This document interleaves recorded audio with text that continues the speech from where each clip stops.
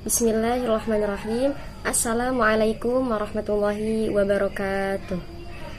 Halo teman-teman, perkenalkan saya Siti Al-Aina Mardiah dari program studi ilmu Al-Quran dan Tafsir semester 4 di Universitas Ibnu Khaldun Bogor. Pada kesempatan kali ini, saya akan mempresentasikan tugas ujian tengah semester mata kuliah Studi Naskah Tafsir dengan judul pembahasan Tafsir Terjemahan Mustafid karya Syekh Abdul Rauf As-Sinkili.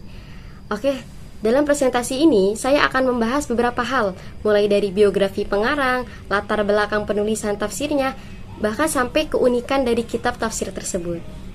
Jadi gini teman-teman, kalau kita ngomongin perkembangan tafsir di Nusantara, ada satu karya yang bisa dibilang cukup penting banget, yaitu Tafsir Terjemahan Mustafid karya Syekh Abdul Rauf As-Sinkili. Nah, kenapa sih tafsir ini tuh saya bahas? Karena karya ini tuh bukan cuma sekedar tafsir Al-Quran biasa teman-teman, tapi juga jadi salah satu tafsir pertama di Nusantara yang ditulis pakai bahasa Melayu.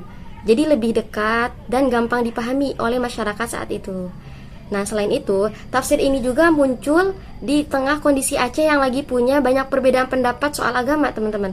Jadi menarik banget karena isinya itu bukan cuma ilmu, tapi juga punya peran buat menenangkan situasi. Makanya tafsir ini penting buat kita bahas karena punya nilai sejarah, keilmuan, dan juga sosial sekaligus. Baik, langsung saja ke pembahasan yang pertama, yaitu terkait biografi pengarang Tafsir Terjemahan Mustafid, yaitu Syekh Abdul Rauf As-Sinkili. Teman-teman, Syekh Abdul Rauf As-Sinkili ini adalah seorang ulama besar yang hidup pada abad 17. Beliau juga dikenal dengan sebutan Tengku Syiah Kuala karena beliau mengajar di daerah Muara Sungai di Aceh. Nama lengkap beliau yaitu Aminuddin Abdul Rauf bin Ali Al-Jawi Al-Fansuri As-Sinkili. Nah, beliau ini berasal dari keluarga ulama. Bahkan ayahnya juga seorang ulama terkenal yang memimpin sebuah lembaga pendidikan Islam di daerah Sinkil. Syekh Abdul Rauf ini sangat dihormati oleh masyarakat Aceh. Bahkan untuk mengenang jasanya, nama beliau diabadikan menjadi nama universitas terkenal di Aceh, yaitu Universitas Syiah Kuala. Beliau ini lahir pada tahun 1024 Hijriah atau sekitar 1615 Masehi, dan beliau wafat pada tahun 1105 Hijriah atau sekitar 1693 Masehi dalam usia yang sangat panjang, yaitu sekitar 78 tahun. Bahkan teman-teman, di batu nisannya tertulis gelar Waliul Mulki yang menunjukkan betapa besar peran beliau dalam kerajaan Aceh. Nah, dalam hal pendidikan, Syekh Abdul Rauf ini belajar sejak kecil dari ayahnya teman-teman. Beliau mempelajari berbagai ilmu seperti bahasa Arab, ilmu agama, filsafat, sejarah, sastra Arab dan Melayu, bahkan sampai bahasa Persia dipelajari. Nah, setelah itu beliau melanjutkan pendidikan ke berbagai daerah teman-teman, termasuk ke Samudra Pasai dan Banda Aceh.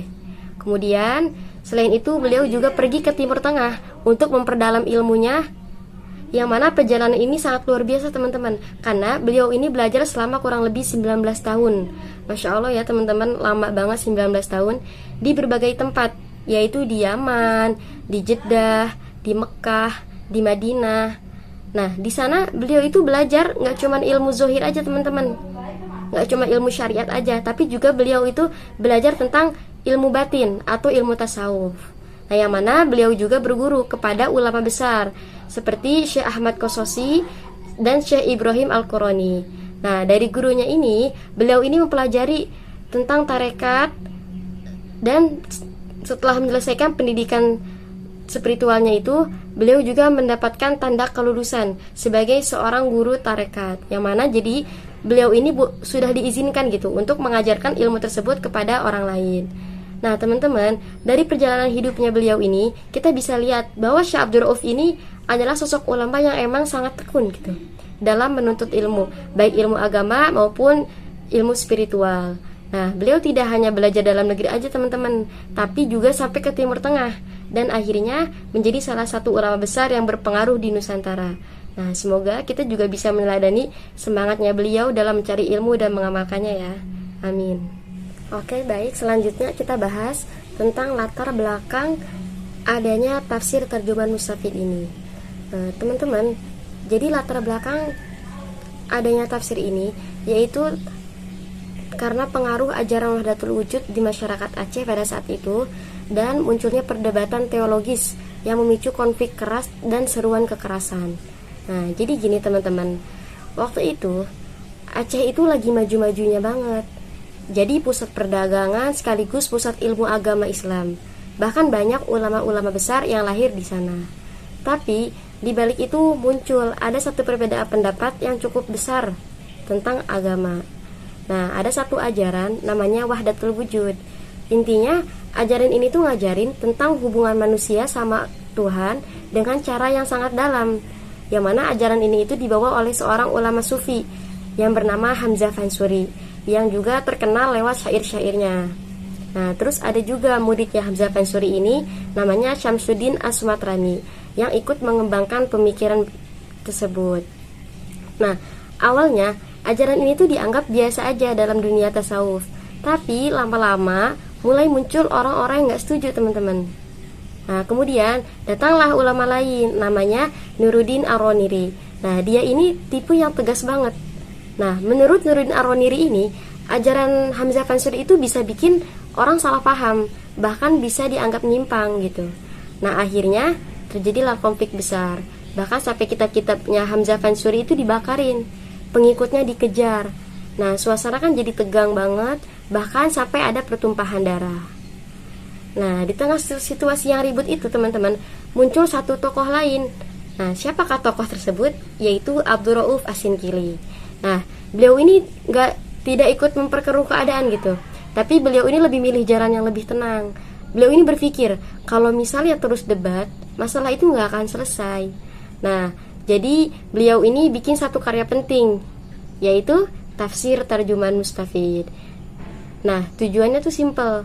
Beliau ini membuat Tafsir Tarjuman Mustafid ini buat orang-orang tuh biar lebih gampang gitu mengerti Al-Quran, bukan malah ribut soal perbedaan. Nah, yang menarik lagi, jadi kitab ini itu ditulis pakai bahasa Melayu teman-teman. Jadi orang-orang zaman itu tuh lebih mudah paham. Pelan-pelan cara ini tuh membuat suasana di Aceh saat itu tuh jadi lebih tenang. Nah, orang-orang tuh jadinya lebih fokus ke Al-Quran, bukan lagi ke perdebatan yang panas itu. Nah, jadi bisa dibilang kitab ini tuh bukan cuma buku tafsir teman-teman, tapi juga cara untuk meredakan konflik dan nyatuin orang-orang lagi. Nah, jadi dari situ Aceh udah tenang, dan bisa dibilang juga kitab ini bukan cuma tafsir, tapi juga alat perdamaian. Nah, baik teman-teman, selain punya latar belakang yang kuat, kitab Tarjuman Mustafid ini juga punya beberapa keunikan yang bikin kitab ini tuh beda dari tafsir yang lain teman-teman. Nah, yang pertama, yang paling unik itu kitab beliau ini gak pakai mukodimah teman-teman. Nah, biasanya kan kalau kita tafsir itu diawali pakai pengantar, atau kayak alasan nulis, atau tujuan menulis, atau penjelasan judul gitu. Nah, kalau kitab beliau ini tuh enggak teman-teman. Jadi to the point, langsung masuk ke tafsir. Jadi kayak langsung ngajak pembaca ini fokus ke isi, bukan basa-basi gitu. Nah, kemudian yang kedua, keunikannya itu dari segi susunan. Nah, kitab ini itu pakai urutan Al-Quran dari awal sampai akhir, dari awal Al-Fatihah sampai Anas. Nah, setelah itu istilah itu disebut tartib mushafi teman-teman. Jadi ngikut urutan mushaf yang biasa kita baca sekarang. Dan ini itu lengkap teman-teman, 30 juz full. Nah, kemudian keunikan yang ketiga yaitu dari tampilan. Tampilannya ini beliau ini mengikuti gaya Al-Quran pojok teman-teman. Jadi setiap halaman ada sekitar 15 baris, dan di setiap ujung halaman itu ditutup dengan akhir ayat. Jadi rapi banget dan enak dibacanya. Apalagi buat yang udah biasa mengaji, modelnya sama banget seperti Al-Quran. Nah, kemudian yang keempat, keunikannya ini yaitu beliau ini kitabnya pakai bahasa Melayu teman-teman. Nah, kenapa beliau ini pakai bahasa Melayu? Karena dulu itu nggak semua orang paham bahasa Arab teman-teman. Jadi dengan bahasa Melayu, tafsir ini tuh jadi lebih dekat gitu, lebih gampang dan lebih mudah untuk dipahami. Ditambah lagi ditulis pakai huruf Arab Jawi, jadi tetap terasa Islami tapi juga lokal Nusantara. Nah, yang kelima itu yang tadi teman-teman pakai penulisan Arab Jawi. Nah, yang mana Arab Jawi itu kan salah satu keunikan dari kitab tafsir terjemahan Mustafid ini teman-teman. Jadi Arab Jawi itu tulisan Arab yang dipakai buat menulis bahasa Melayu. Jadi hurufnya pakai huruf Arab, tapi bahasanya itu bahasa Melayu teman-teman. Nah, biasanya dipakai di Nusantara dulu untuk menulis buku-buku agama termasuk tafsir terjemahan Mustafid ini. Karena dengan tulisan Arab Jawi itu bikin orang-orang saat itu tuh bikin orang yang nggak paham bahasa Arab tapi tetap bisa baca gitu, tetap bisa ngerti isi Al-Quran dan penjelasannya. Nah, jadi Arab Jawi itu bukan cuma soal tulisan aja teman-teman, tapi juga jadi jembatan gitu biar ilmu agama itu tetap bisa dipahami lebih luas oleh masyarakat. Oke, yang keenam teman-teman, penjelasannya itu singkat, jelas, dan gak ribet gitu teman-teman. Jadi beliau ini tafsirnya itu gak terlalu panjang tapi langsung ke inti gitu. Jadi cocok banget buat orang-orang yang baru belajar. Jadi beliau nggak menjelaskan langsung panjang, tapi beliau langsung ke intinya, gitu teman-teman. Nah, baik, keunikan yang terakhir ini yaitu menggunakan penanda khas. Nah, jadi di dalam kitab ini tuh ada 4 tanda yang penting, yang fungsinya itu kayak rambu-rambu biar kita itu nggak bingung pas bacanya. Nah, yang pertama ada tanda kisoh. Bisa dilihat ya teman-teman yang saya kasih underline. Nah, itu tanda kisah ini itu adalah tanda bagian buat cerita sejarah nabi-nabi atau menjelaskan tentang asbabun nuzul ayat, biar kita itu tahu latar belakang ayat tersebut. Nah, kemudian yang kedua ada tanda yakni. Nah, tanda yakni ini gunanya buat ngebedah istilah bahasa Arab yang berat jadi mana yang ijmali, atau penjelasan yang lebih simpel lagi biar kita langsung nangkep maksud dari kalimat atau katanya. Nah, kemudian ada juga tanda faidah teman-teman. Yang mana tanda-tanda yang saya sebutkan tadi sudah saya beri underline ya teman-teman. Nah, tanda faidah ini isinya itu poin-poin manfaat atau istimbat hukum dan hikmah dari sebuah ayat.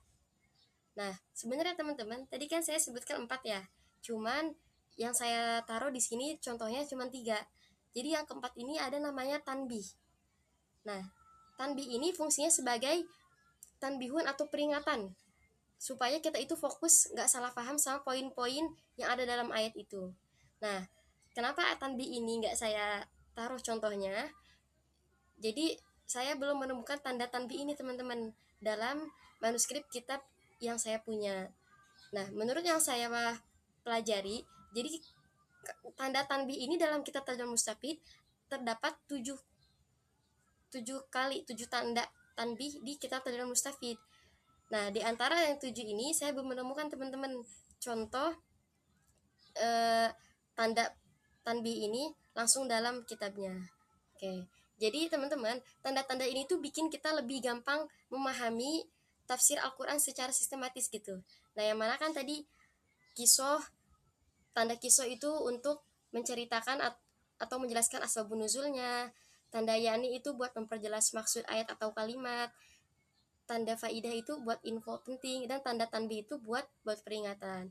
Nah, jadi dengan tanda-tanda ini pembaca itu nggak bingung karena alurnya itu udah ditandain gitu dengan jelas. Nah, dari sini kita juga bisa lihat kalau bahasa Melayu yang dipakai itu bukan cuma buat nerjemahin, tapi juga jadi alat buat mengajar dan membentuk pemahaman agama. Jadi kita bukan cuma ngerti ayatnya aja, tapi kita juga belajar gitu cara bersikap dan beragama itu seperti apa. Nah, makanya tafsir ini tuh bisa dibilang sederhana, tapi tetap efektif dan mudah dipahami. Nah, baik teman-teman, bisa dilihat inilah contoh manuskrip tafsir Terjemahan Mustafid. Nah, jadi bisa dibaca juga oleh teman-teman. Beliau ini memakai tulisan Arab Jawi, tapi bahasanya bahasa Melayu. Nah, baik teman-teman, ini contoh surat Al-Fatihah dalam tafsir Terjemahan Mustafid. Oke, yang insya Allah akan saya bacakan ya teman-teman. Bismillahirrahmanirrahim. Suratul Fatihah, Alkitabu Makiyah. Wahia sab'u ayatin. Ini surah Al-Fatihah, yaitu 7 ayat yang dibangsakan ia kepada Mekah, yakni yang turun di Mekah. Maka tersebut di dalam Bayubawi bahwanya Fatihah itu penawar bagi tiap-tiap penyakit. dan tersebut di dalam manafi'ul Quran, barang siapa membacanya adalah bagian daripada pahala yang tiada dapat digandai di kitab dan memberi manfaat akan berbanyak-banyak orang dan perkara. Wallahu a'lam. Nah, mungkin kurang lebih seperti itu teman-teman. Nah, jadi teman-teman, bisa kita simpulkan, Syekh Abdul Rauf As-Sinkili itu adalah ulama besar yang bukan cuma ahli agama saja, tapi juga punya peran penting dalam menenangkan konflik pemikiran di Aceh pada zaman saat itu. Yang mana di tengah perbedaan pendapat yang cukup panas, beliau tidak ikut memperuncing keadaan, tapi justru mengarahkan masyarakat kembali kepada Al-Quran lewat karya tafsirnya, yaitu tafsir terjemahan Mustafid. Nah, yang membuat unik, beliau ini menulis tafsir ini memakai bahasa Melayu supaya lebih mudah dipahami semua kalangan dan bukan hanya ulama. Jadi bisa dibilang beliau itu sosok ulama yang ilmunya luas tapi juga bijak, karena berhasil membuat ajaran Islam jadi lebih mudah dipahami sekaligus membawa ketenangan di tengah para debat. Baik, terima kasih. Dari kisah Terjamun Musafir ini, kita belajar bahwa perbedaan itu bukan untuk dipertentangkan, tapi bisa dijembatani dengan ilmu dan pemahaman yang baik. Terima kasih yang telah menonton video ini sampai habis. Semoga kita bisa mengambil pelajaran bahwa ilmu seharusnya membawa ketenangan, bukan perpecahan. Mungkin hanya ini yang dapat saya sampaikan. Kurang lebihnya mohon maaf. Undur maqala wa la tandur man qala. Assalamualaikum warahmatullahi wabarakatuh.